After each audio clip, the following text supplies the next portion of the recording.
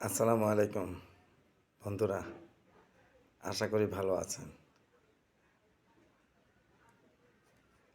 আজকে আমি আপনাদের সাথে একটা জিনিস শেয়ার করতেছি, সেটা হচ্ছে যে এক নম্বরে আমি শুকরিয়া আদায় করতেছি যে আমরা মুসলমানের ঘরে জন্মগ্রহণ করেছি। দ্বিতীয়ত শুকরিয়া গুজার করে শেষ করা যাবে না যে আমরা মহান রব্বুল আলামিন আমাদেরকে হযরত মুহাম্মদ সাল্লাল্লাহু আলাইহি সাল্লামের উম্মত হিসেবে দুনিয়াতে পাঠিয়েছে। তার জন্য আসলে শুকরিয়ার শেষ নেই, আমার সেই ভাষাও নেই। তো একটা জায়গায় এসে কেমন জানি মনটা খুব বেদনা লাগে, সেটা হচ্ছে যে মুসলমানের ঘরে জন্ম, হয়তোবা জানি না, ছোটবেলা থেকে বাবা মা চেষ্টা করছে আরবি পড়ানোর জন্য। আরবি কম বেশি পড়েছি, কিন্তু পারা হইতে শুরু করি ওগুলা সব পড়লাম, কোরআন শরীফ পড়লাম, কিন্তু কোরআন শরীফের আয়াতগুলো বুঝলাম না। আমি 88-এর batch, 50 already, half century pass, কিন্তু 10টা আয়াতও অর্থ জানি না। অন্যেরও কী অবস্থা আমি জানি না, তবে আমার নিজেরটা নিজে বলতেছি যে দুনিয়াবির জন্য অনেক কিছু শিখেছি। অনেকে অনেক কিছু শিখে, কিন্তু যেটা জীবনের সবচেয়ে মূল স্তম্ভ, সেইটাই আমরা তেমনভাবে বুঝি না। এই জন্যই অনেকে বলে যে আমি নামাজ পড়লে আমার নামাজে মনোযোগী হইতে পারি না। হ্যাঁ, এটা তো অবশ্যই ঠিক। আপনি দেখেন, যেই জিনিসের অর্থ আপনি জানবেন না, সেটা আপনাকে আসলে আনন্দ দেয় না। যেমন আমি ব্যক্তিগতভাবে হিন্দি কম বুঝি, হিন্দি কমেডিতে আমার হাসি আসে না, কারণ আমি বুঝিই না, তা হাসবো কি। কোরআনের আয়াত শুনি, আয়াত বলতেও পারি, কিন্তু অর্থ জানি না।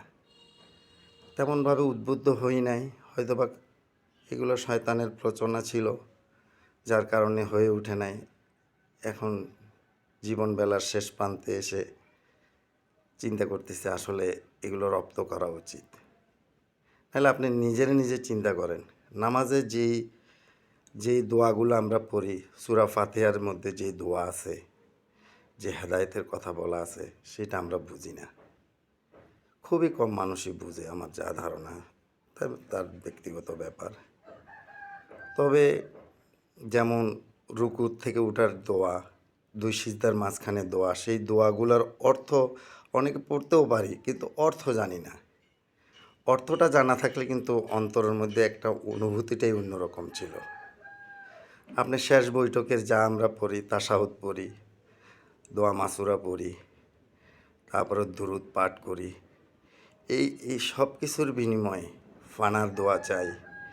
সব কিছুর বিনিময়ে অর্থটা যদি বাংলায় বুঝতাম, তাহলে হয়তোবা হৃদয়টা আরও একটু আবেগিত হতো, আরও একটু হয়তোবা খুশুভাবে নামাজ পড়তে পারতাম, নামাজে মনোযোগী হইতে পারতাম, আল্লাহর শুকরিয়া গুজার করতে পারতাম।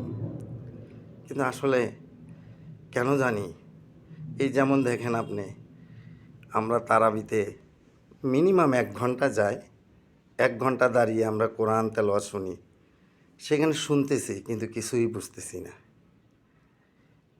এর চেয়েতে কষ্ট করার কি হইতে পারে?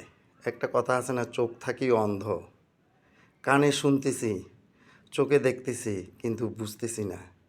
এই জন্যই আজকে আমি যেটা মনে করি যে এই জন্যই হয়তোবা আল্লাহ তাআলার কাছে আমরা সেভাবে চাইতে পারি না, বলতে পারি না, বুঝাইতে পারি না, নিজের অনুভূতিটাও আসে না, সেভাবে নিজের মনটাকেও সেই কোমলিত করতে পারি না, যার কারণে হয়তোবা এই অবস্থা।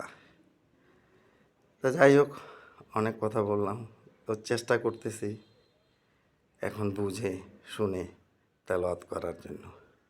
দোয়া করবেন, আল্লাহ যেন অতীতের ভুল ত্রুটির জন্য ক্ষমা করে দেয়, আগামীতে যেন সহি শুদ্ধভাবে কোরআন তেলাওয়াত করে বুঝে শুনে 5 ওয়াক্ত নামাজ এবং অন্যান্য যাবতীয় ইসলামী কার্যকলাপগুলো যেন আল্লাহ করতে পারি, আল্লাহ যেন কবুল করে, এই দোয়াই চাই আপনাদের কাছে। পরিশেষে সবাই ক্ষমা করে দেবেন।